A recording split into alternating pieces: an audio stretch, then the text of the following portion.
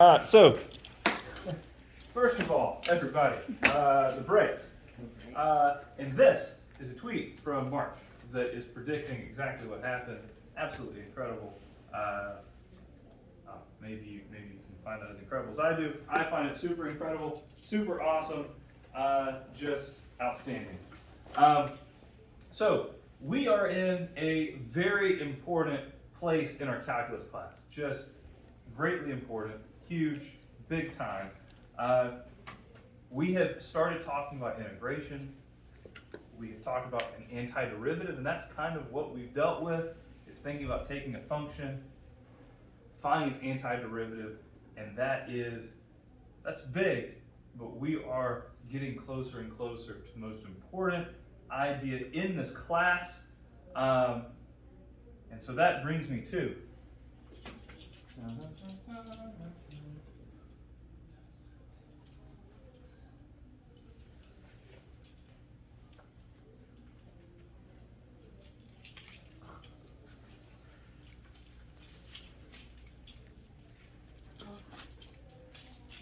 this is your invitation to a very special event next Thursday, right here in this room during fourth period. So that means I've already notified your teachers.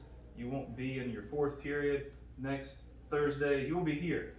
So maybe you're missing English with Mr. Hand. Maybe you're missing weight training. Maybe you're missing what was another class? I don't know. Anyways, maybe you're missing something else. But no. You're coming here because we're having a calculus wedding, guys. We're having a calculus wedding. Okay.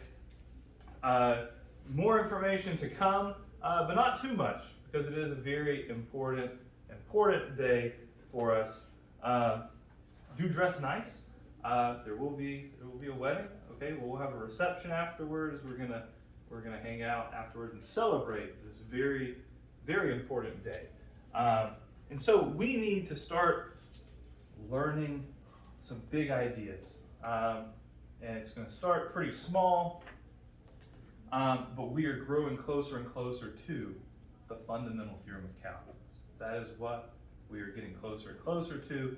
That is what the wedding is going to celebrate, and we want to understand what's going on. So that's where we are at right now. We are getting really close to the most important idea in the entire course. And this important idea revolves around something that we've said this word before, but we haven't exactly defined what it is or what it's trying to do. And that is definite integrals. So far we have expressed what an indefinite integral is. And essentially an indefinite integral was anti-differentiation. If we had an indefinite integral, it looks something like this. And when we did the antiderivative, that was the indefinite integral. Now, a definite integral has a very important purpose, and this is something that hopefully you see how difficult this could be without something special. If we have a function and I want to find not the slope. Notice how finding slope, we were going very specific to a very specific point, a very specific moment in time.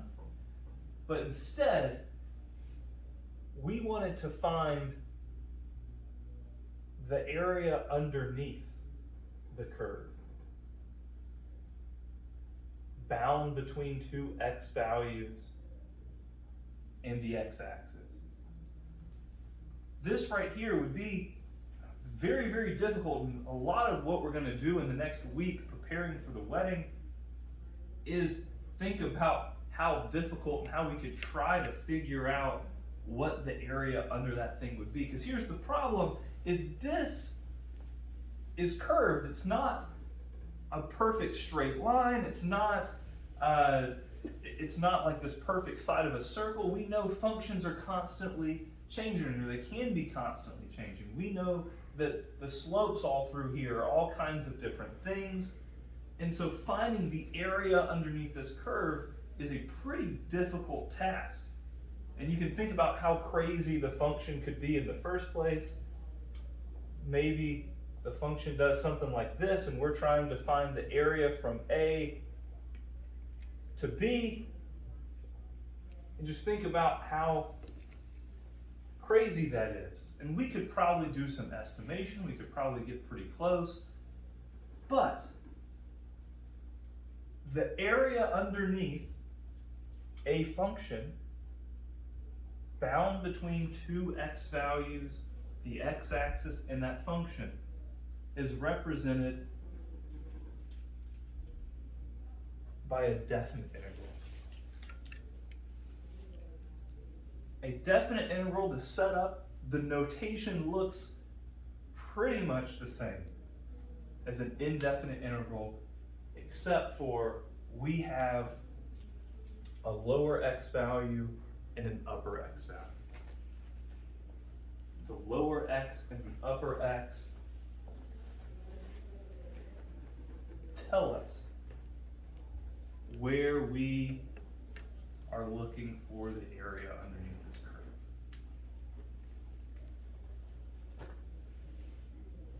And that right there, hopefully as you look at this predicament, you see the difficulty in it. If we were to try to do this with anything that we know so far, and again, a lot of what we're going to be doing over the next week doesn't feel as much calculus, but it's trying to solve a calculus problem with stuff that we could do. Well, the problem is that this is not something that this isn't a shape in geometry that you have a formula for right here.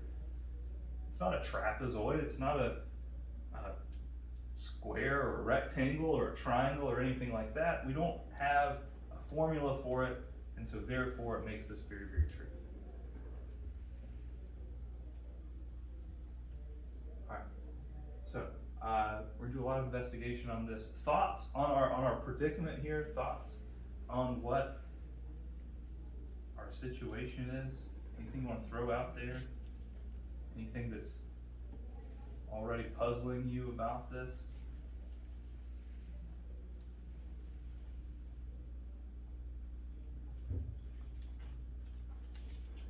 All right, now, like I said, a lot of what we're doing in the next week is kind of taking our abilities from essentially from previous math courses and applying it to this to try to understand this better. And if it might feel like I just want you to know all of this stuff is still very important to our AP Calculus exam. What we're doing right now and what we're going to be covering in that wedding and what we're declaring right there, this is the heart of the AP exam. This is like a fifth of our AP exam kind of comes from this stuff. So it is very, very important, and a lot of this stuff is points that we want to take. We want to take those points if we see them on the AP exam. So here are some questions that we're going to start with, because what we're asked to do here is we're asked to sketch what they're asking for, and we are going to try to evaluate this definite integral using a geometric formula. These right here will be doable based on stuff we know from geometry. So these are definite integrals that we could evaluate with what we already know. For instance, this first one right here, our function is 4. So that means it is a flat line going through the y-axis at 4. Y equals 4. The definite integral from 1 to 3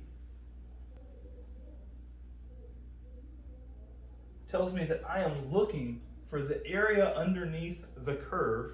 We say curve, but this is just a flat line at 4. Area underneath 4 from the x value of 1 to the x value of 3. When I sketch it out,